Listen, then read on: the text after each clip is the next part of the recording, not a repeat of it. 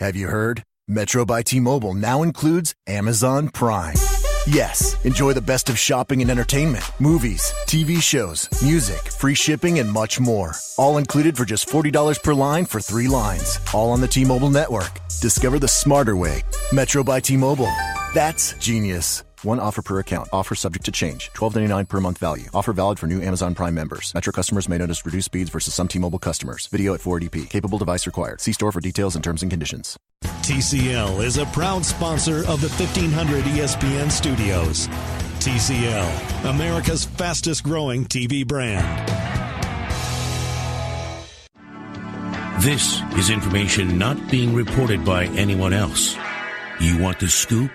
Here it is with Darren Doogie Wolfson. This manic news-filled Monday, the 12th of November, brings you Scoop Podcast episode 184. I wanted to get something posted as soon as possible. On the Jimmy Butler trade front, the trade is now official as of noon on Monday. Now, whether Jimmy is undergoing his physical later today remains to be seen. All parties need to pass physicals before guys can play for their new team. So it remains to be seen whether Covington, Saric, and Bayless are in uniform for the Wolves on Monday night. But I do know that all three are in town as of Monday morning. Jimmy, the word is, won't play for Philadelphia until its game on Wednesday. So his physical may be delayed. I know he was in town as recently here in the Twin Cities. As of Sunday, he actually rented an escape room at Ridgedale. Him and his buddies had a little going-away party on Sunday afternoon at Ridgedale Mall in the West Metro. But whether it's Monday night against Brooklyn or Wednesday, the new Wolves will make their debut this week here in Minnesota. Later in the week, I don't know how I'll divide it up, but Brian Windhorst of ESPN will join the podcast. Bobby Marks of ESPN will join the podcast.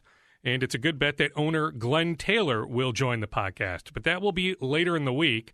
On this particular podcast, episode 184, we'll get analysis from our good friend, former ESPN analyst, longtime NBA analyst, skills coach, public speaker. David Thorpe has worked closely over the years with Joakim Noah, with Kevin Martin, with Corey Brewer, and other NBA luminaries. So we'll have David on in just a second. Briefly, the Twins have interest in free agent Patrick Corbin. Later in the week, I'll do a deeper dive on how genuine that interest is, but there has been dialogue back and forth. The Utah Jazz and Milwaukee Bucks will scout the Gophers-Utah game on Monday night at Williams Arena. Anthony Barr and Stephon Diggs absolutely back on Sunday night for the Vikings against the Bears. David Morgan, unfortunately, out. But I'll do a deeper dive on the Vikings, the Twins, and some other notes later in the week. We will go pretty much all Jimmy Butler trade on this episode. So we'll get to David in just a second. Let me just first tell you about MyBookie, mybookie.com. They continue to sponsor the Scoop Podcast. We are very grateful for their sponsorship. They help keep the podcast going. MyBookie.com, MyBookie, MyBookie.com. I'm telling you, you win, they pay. They have in-game live betting, over-unders on fantasy points scored, and the most rewarding player perks in the business. How about these offers, too, by the way? MyBookie is slammed with new bettors, which is a good thing. So they want to give everyone the best service possible. So if you're willing to deposit after 6 p.m. Central Time, they will give you an additional $25 free play on deposits over $100. Also, if you join MyBookie now, they will match your deposit dollar for dollar. Use the promo code SCOOP to activate the offer. MyBookie, MyBookie, MyBookie.com. Use the promo code SCOOP when creating your account. They will give you all sorts of cool perks. You play, you win, you get paid. It is MyBookie, MyBookie.com. All right, let's get to David Thorpe. David, always appreciate your time. How about just initial thoughts? The trade is now official as we sit here and talk shortly after noon Central on Monday afternoon. How about just initial thoughts on Jimmy Butler and Justin Patton heading to Philadelphia with Robert Covington, Dario Saric, Jared Bayless, and a 2022 second-round pick coming here to Minnesota? Well, like most deals, the smart thing to do is not to do just an immediate reaction, but to recognize that we have to see. This is not a jigsaw puzzle. These are fluid bodies, human beings that can adjust. I think there's going to be a period of adjustment in Philadelphia. Ben Simmons can be, people don't always get along with him great. Joel Embiid definitely operates in a very different universe than most human beings, as he should. He's one of the largest human beings and incredibly skilled. Jimmy Butler is not wanting to babysit anybody. He wants maturity and focus. He also wants to be the man, and yet Embiid is trying to be the MVP of the league. Ben Simmons needs the ball in his hands. They're going to have to work some things out. And I'll remind people, when Miami first got together with Bosh and Wade and LeBron, and this to me is the most concerning thing I have about the Sixers part of it, they struggled until Dwayne Wade pretty much acknowledged publicly this is LeBron's team, which was amazing, considering it had been renamed from Dade County to Wade County for a reason. But that's what he did, which is why I think they joined up in the first place. I think LeBron knew Dwayne had that kind of character, and of course they went to 4 finals. Ben Simmons he's young. He's just trying to figure out. He's not gonna take a back seat. Joel Embiid is trying to be the best player in the world. He's not going to take a back seat. And Jimmy Butler, I think, wants to get paid $190 million. Mm-hmm. So that is a challenge for Brett Brown. On the other side, to me, bad teams, bad franchises, I should say, always find ways to screw things up. So, yeah, they're adding 2 nice players. I think Saric can be a good starter. I think Covington is a good starter. They're solid players. Bad franchises tend to find ways to screw that up. And I also wonder when they're going to trade Wiggins, because if they wait too long, now they're trading a backup, because that's what's going to end up happening. I don't like Ian Covington in together. To me, Towns' last game, hopefully, is a sign that we're going to start seeing the guy we thought we'd see, which is great. But Wiggins' lack of ability to get to the free throw line, not scoring, they're the worst team in the league defensively. Saric isn't going to help that much. Covington will, although Saric can be fine on defense. So if it was a better franchise making this move, I'd think, okay, they can start moving forward. Now they got this cancer, in a sense, out of their system. But like I said, until they start doing things really smart, I'll always expect them to do things wrong. Well, we'll bounce all around. On Wiggins, David, who would take him even right now? I mean, you're saying before it's too late. I'd argue it's too late right now with him making max money. Yeah, it's a fair question. I'd love to see him in Toronto, which they can't do it probably, or San Antonio. But those organizations, David, aren't those organizations too smart to make the move? Like, he'd love, I can promise you, David, he'd love to be in Toronto right now. Isn't that organization far too smart to make an Andrew Wiggins trade? Probably, but I think he's still got a chance to be, he's 23 now, 24 in February, I think. Mm-hmm. And he shouldn't have gotten worse outside of with the culture surrounding him. So I do feel like there's still some upside there. But, yeah, you're probably right. It's going to be tough to move. I just would really try and also try to, at the same time, to get him back playing well. I would tell him that the future's open. Andrew, if we can get you playing better, great. But that it just isn't working with the current regime in place. And it's a sad situation because they do have a lot of money wrapped up in them. Do you like this particular deal versus what Miami would have done weeks ago? Now, there's some debate whether it was Dion Waiters as the cap filler or Kelly Olynyk. Now, to me, if it was Olynyk, Richardson, plus a future first, to me, I would have done that deal. Plus, you could have done that deal 4 weeks ago to avoid the circus, everything that happened over the previous month. If it was Waiters with 3 years, $36 million left, that's where I offer pause. So I guess I would understand why the Wolves said no. As much as we like Richardson, we don't want Waiters. I didn't like the Houston deal.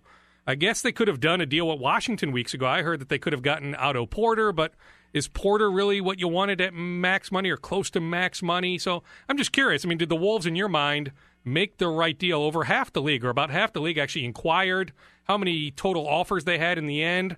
That's open for debate, but they certainly had multiple offers. This wasn't the only offer on the table late Friday into Saturday. So I'm curious if you think they made the right offer with everything that was out there. Well, unless you really know the offer, it's tough, right? It's fair to guess that there probably could have been a little bit better offer. There probably were significantly worse offers. The timing of just being on a losing streak made it I think, had to have happened, right? They just had to do it with that losing streak and the way they're playing. But like I said, that's why we have to look forward. The deal today doesn't have to look so good if, Sarge becomes a borderline, if not all-star, and Covington becomes an all-defensive, all-league player and shoots 43% from three. These things, and Jimmy Butler turns out to not be so good because his knees and the wear and tear or whatever, and he's just average in Philly. Minnesota will look great. That's why we just have to resist the human nature urge of make a decision today and let it play out. But that's why it's on the franchise, is my point. It's on the franchise to make something good happen. And we've just been sitting and waiting for that in Minnesota for a long time. It just isn't happening. David, I don't sense that Markelle Fultz was a sticking point. Like, if Minnesota wanted Markelle Fultz, I think Fultz would be a Timberwolf right now.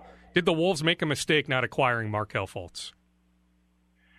Not based on what I've seen. I've really not been happy at all with what I've seen. But I've not done the research to know how healthy he is. I'd be talking to his people. I'd find out exactly what's going on. They've got some, between Wiggins and Towns both, they've got young guys that need oxygen. Fultz is really kind of screwed now in Philadelphia because he's just not going to be part of the team. So they're going to have to move him, which is fine. He might be in a better position once he's moved. In theory, it's great to get the former number one pick from just a year ago, but he just seems like damaged goods. And to me, it's not just shoulder anymore with his shooting.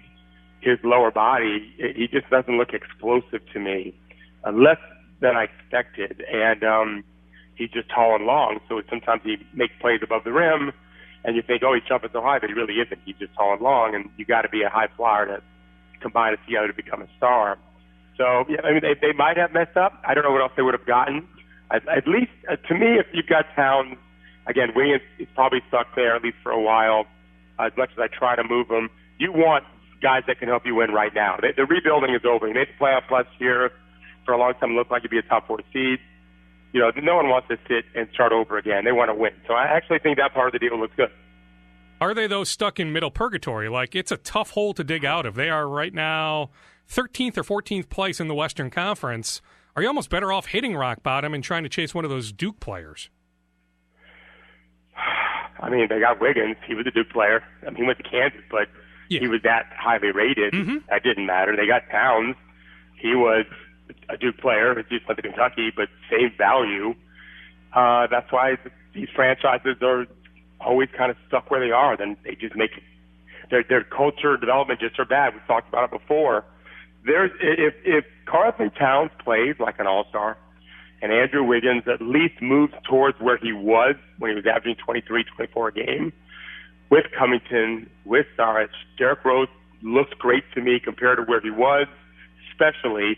Never going to be an all-star, but if he can be a plus player, I shouldn't say never be all-star, probably not. There's just 3 guards in the West anyway. All of a sudden they can't compete. No one's going to run away with the West except for the best team, and that was never a factor anyway for you guys. Portland's the second-best team. They're beatable. They've got flaws. Minnesota can get on a winning streak and all of a sudden be in the 8th spot, thinking if they can get to 4. They've got the talent there to do it. They just got to start guarding people. They're just awful on defense. Have you heard? Metro by T-Mobile now includes Amazon Prime. Yes, enjoy the best of shopping and entertainment, movies, TV shows, music, free shipping, and much more. All included for just $40 per line for 3 lines. All on the T-Mobile network. Discover the smarter way. Metro by T-Mobile. That's genius. One offer per account. Offer subject to change. $12.99 per month value. Offer valid for new Amazon Prime members. Metro customers may notice reduced speeds versus some T-Mobile customers. Video at 480p. Capable device required. See store for details and terms and conditions. Does it sound like you're a relatively big fan of Sarge? They need to pay him here in a year or two. Is he the kind of guy that you would invest $14, $15 million a year in? I wouldn't make that decision until we get there, but he projects there. Let's see how we fit. He should fit well next to Towns. He's a good, if not very good player at a lot of different things. He's an upgrade over Bielitsa that you had. It's similar in some respects, in many respects. He was really good when he was playing in Europe, a very high-level player in a very high-level league. And maybe there's room for him to grow a little more because there's more oxygen compared to what he had in Philly. In theory, David, I guess you could argue that having some floor spacers, Bayless was a throw-in, but having Saric, having Covington around Towns, it makes sense in theory, right? Especially if you are, in Tibbs' case, you absolutely want to compete, want to make the playoffs.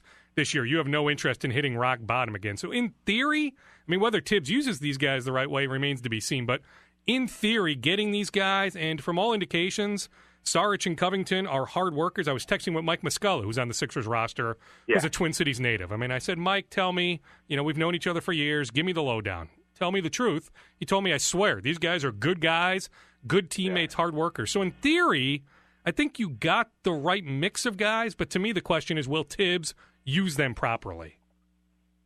Well, so I look back at just on the defensive side. They're average on offense now, and I think they can maintain that and not even go, maybe even go up a little bit as talent gets better. Again, Wiggins is such a factor.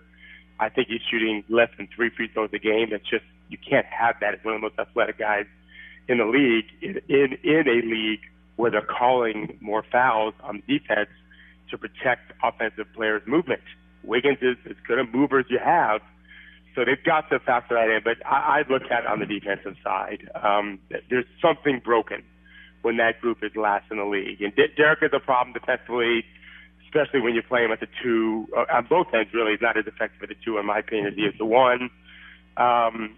There's no reason why Sarge can't be a solid defender, and Covington a level above that, depending on how they want to play. If they want to play conservative, he'll be good. If they want to be a little more chaos creating, he could be very good, if not great.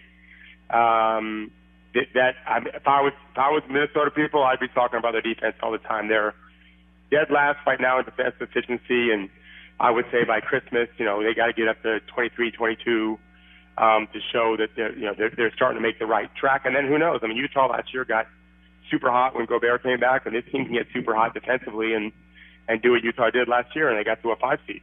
I mean, does it shock you, though, just on the surface? I mean, Jimmy played in most of the first 13 games. Andrew Wiggins, his athleticism, Taj Gibson, Karl Anthony Towns. Does it shock you that they are dead last in defensive efficiency? Oh, well, only in that everything you said is right. Not shocked because of the tumult, right? The defense is about being connected on a string, and you don't get scored on as an individual. We get scored on. You have to have that mentality. You take it personally, but you also take it collectively. And there's something broken. There was something broken there. I call it, in this case, this is maybe addition by subtraction, getting rid of Jimmy and whatever drama that caused. They have no excuses there. They should be a much better defensive team with the people they just acquired and the guys they have there. Now it's up to the coaching staff to make it happen. Tell us a little bit more about Covington. I mean, plus defender, plus shooter, or is that overstating it on his shooting? I think he has been. I was a big fan when he was in Houston. I thought that was a steal way back in the day when I first saw him play, that this guy can be good. Philly wasn't doing great, and so I think he's got potential to be a 40+% shooter, and definitely a plus defender, and just a great locker room guy and a worker.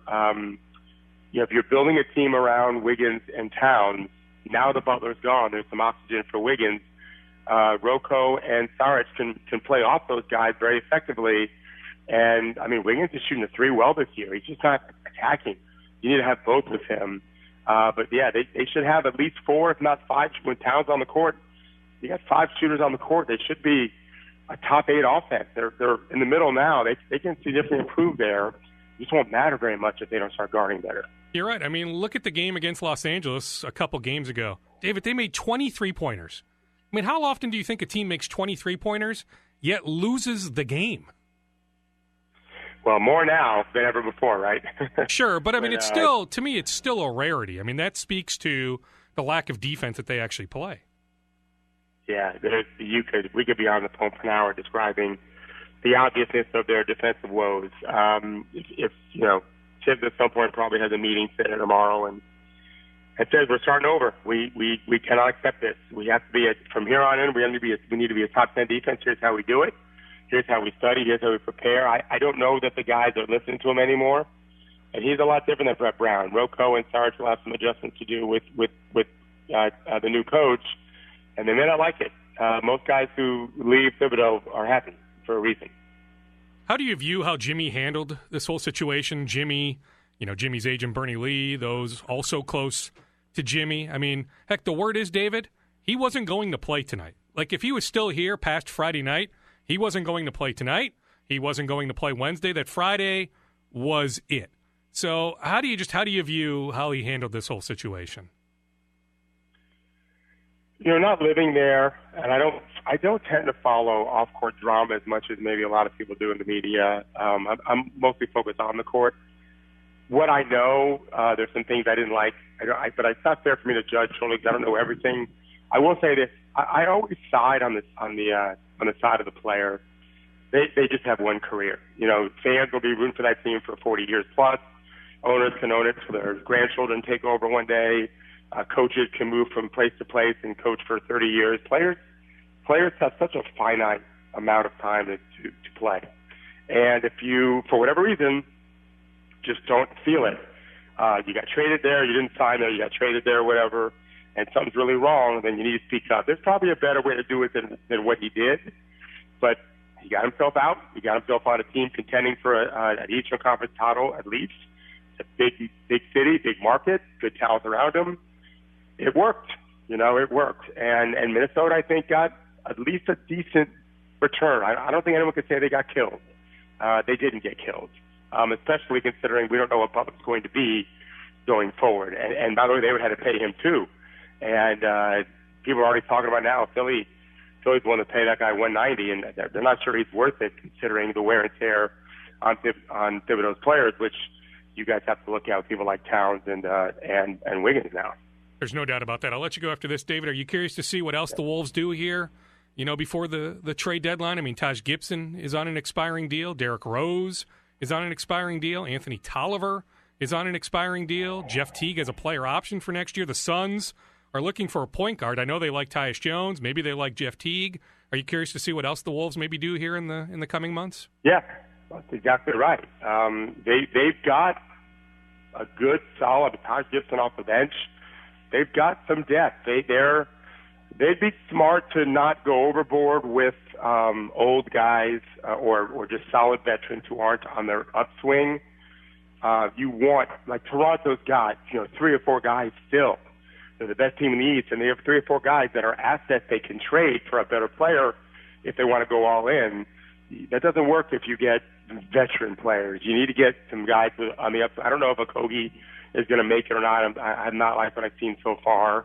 But yeah, Minnesota, when you've got one of the best centers in the game, potentially, and you've got one of the best athletes in the game for sure, and Wiggins, who's just been such an underachiever the last few years, really the rival Jimmy Butler didn't help.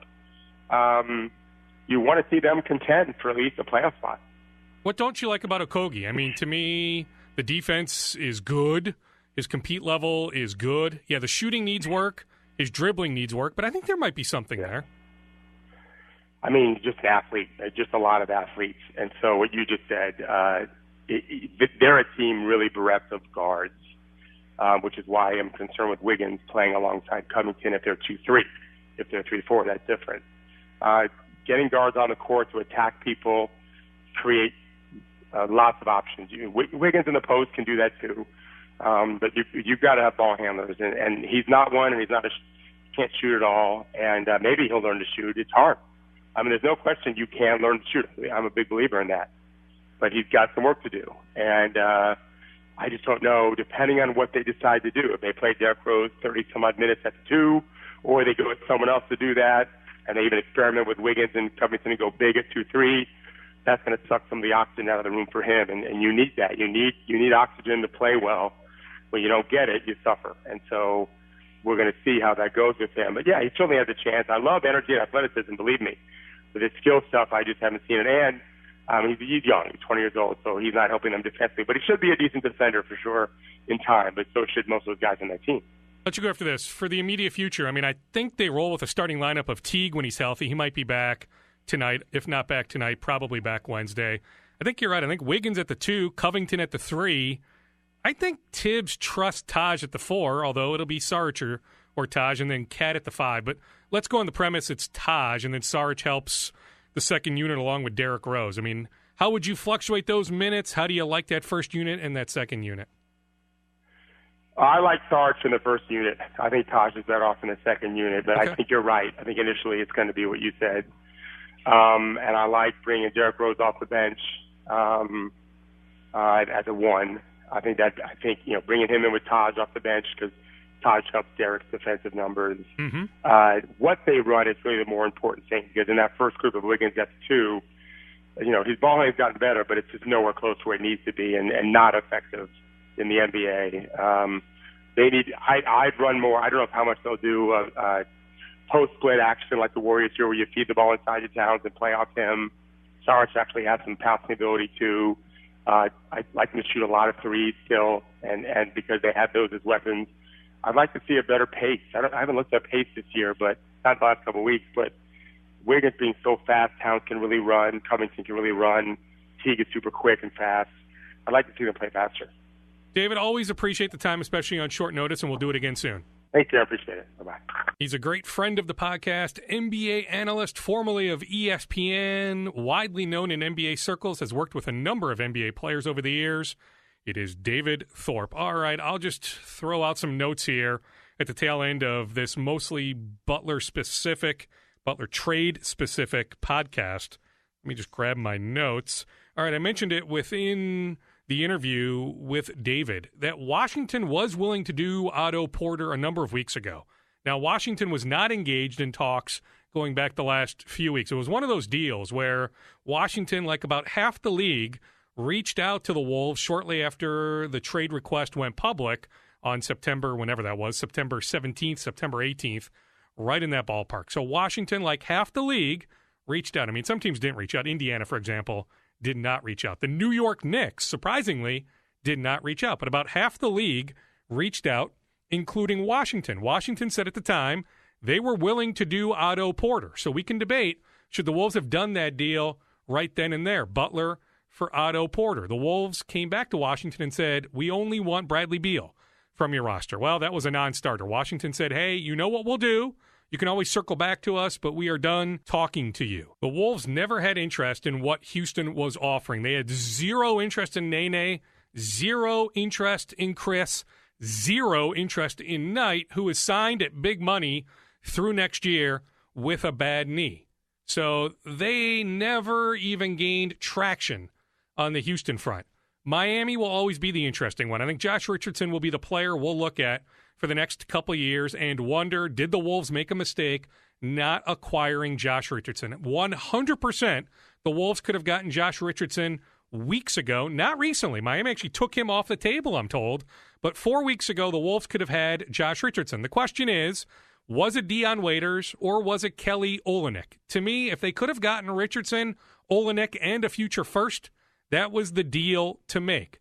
The Wolves tried to get a first from Philadelphia. Philadelphia said no, although I'll continue to say Markelle Fultz was available. Put it this way, it wasn't one of those deal breakers. I don't think the Wolves ever pushed. I don't have the sense that the Wolves ever pushed for Fultz, but it's not like Philadelphia was going to say, hey, we won't give you Fultz. Now, to get Saric, Covington, and Fultz, that wasn't going to happen. But if they wanted two of those guys, and they did, they got two of those guys, they got the two they wanted. Put it that way. They got Covington, they got Saric. Philadelphia actually had to budge on that. So the Wolves can say, hey, look, we got Philadelphia to budge from a few weeks ago. But I'm just telling you, if the Wolves wanted Fultz, it wasn't a deal breaker, but there just wasn't interest from the Wolves in Fultz. I can just tell you, taking the temperature of a lot of league people I know more than one whose opinion I respect greatly, who said it doesn't matter what the cap filler was, to pass on Josh Richardson plus a future first was a mistake. My own opinion, the Wolves did fine in this trade. I don't know if they have the right coach to utilize the strengths of Covington and Saric as floor spacers. That might be the next coach, but in theory, running everything through Karl Anthony Towns and having floor spacers around him does make logical sense. Robert Covington is a good player, not a great player, good player. Dario Saric has the potential to be better than he is. Off to a bad start this year, but he was really good last year. The question is, how much is he worth on a long-term deal? Is he worth $15 million a year? The Wolves are going to have to pay him to keep him long-term, but the question is, how much is he worth? But I'm just telling you, there are league people who will tell you that Josh Richardson was a mistake, that passing on Josh Richardson was a mistake. Something else that was overrated or overstated over the last few weeks was Dallas's interest in acquiring Jimmy Butler. They were like half the league who inquired. They did inquire. So that is true, but they never had any traction. New Orleans was stated in an Adrian Wojnarowski story from Sunday. It never got anywhere with New Orleans. New Orleans reached out multiple times, and General Manager Scott Layden was certainly having a good amount of dialogue, not only with New Orleans, but with some other teams. But New Orleans was offering each one more and filler. They wouldn't do Drew Holiday. They wouldn't do multiple picks. And the Wolves really, unless the deal was unbelievable, they were not dealing Jimmy Butler to a team in the Western Conference. The Lakers also had interest. The Clippers inquired early. The Wolves asked about Tobias Harris. Those talks went nowhere. The Clippers, actually, their interest was overstated this whole time. They did inquire, absolutely did inquire, but interest absolutely was overstated. I'll admit one thing I was wrong on was I thought it would take Glenn Taylor to push a deal, a Jimmy Butler trade, past the finish line. It turns out Tom Thibodeau rounded the corner. He pushed this thing through late on Friday. Now, the Wolves were also led to believe that Jimmy Butler wasn't playing again for them. That Friday was it, that he was willing to sit out here for an extended period.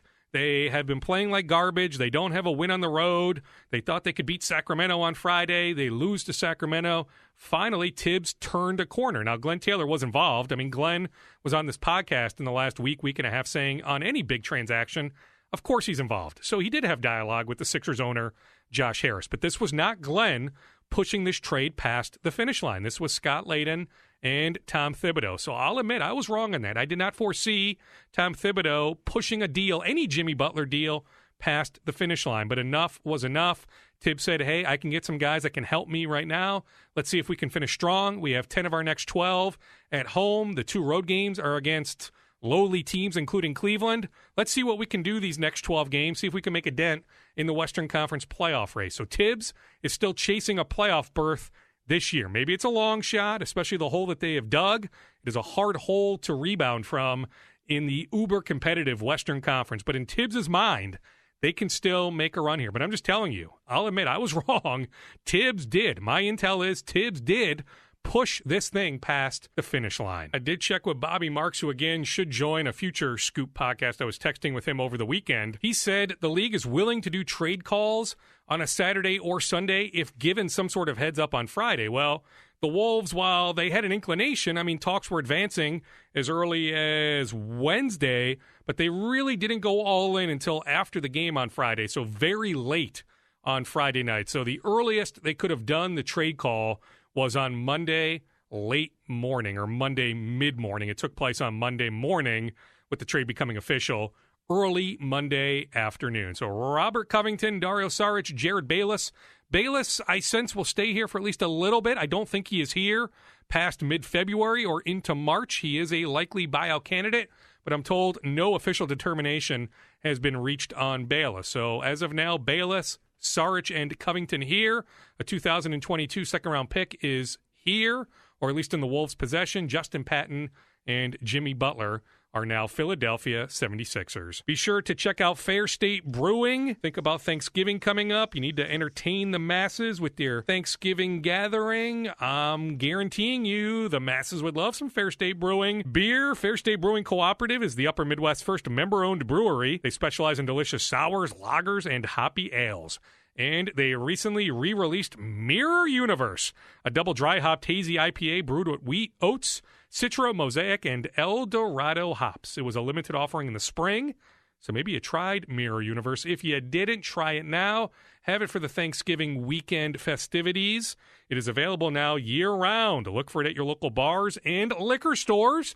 So just check out your local liquor store. Look for Mirror Universe from Fair State Brewing, or you can swing by their tap room in Northeast Minneapolis at Lowry and Central. Fair State Brewing Cooperative. Think about getting some Fair State beer for the upcoming Thanksgiving holiday. All right, that'll do it. Again, I'll be back with Glenn Taylor at some point, maybe Terry Ryan, maybe Mike Radcliffe on Joe Mauer.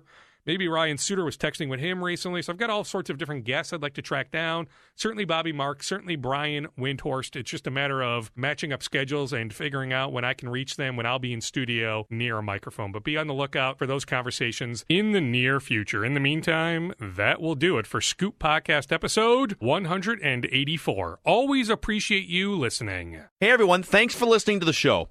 TCL launched a new lineup of award-winning 4K Roku TVs to deliver the best sports, movies, TV shows, and thousands of streaming channels. TCL's personalized home screen makes it easy to customize your TCL to fit the way you watch. Binge watch what you want, when you want.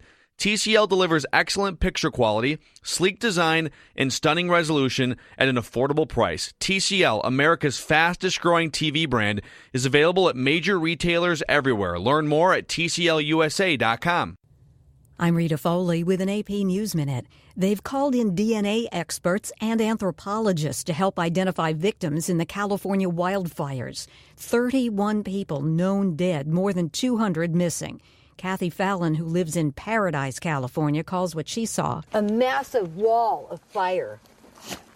So I just grabbed the hose and started spraying down the barn. Chief John Benedict with the L.A. County Sheriff's Department says he knows what it's like to have to run from your home. I've been evacuated twice, so I totally understand the heartache and the stress that's involved in the evacuation process and trying to get back to your homes. In Florida, every county is under state order to recount votes from several races, including the gubernatorial and U.S. Senate races. All 67 counties in Florida are facing a state-ordered deadline of Thursday to complete their recounts. The AP's Julie Walker.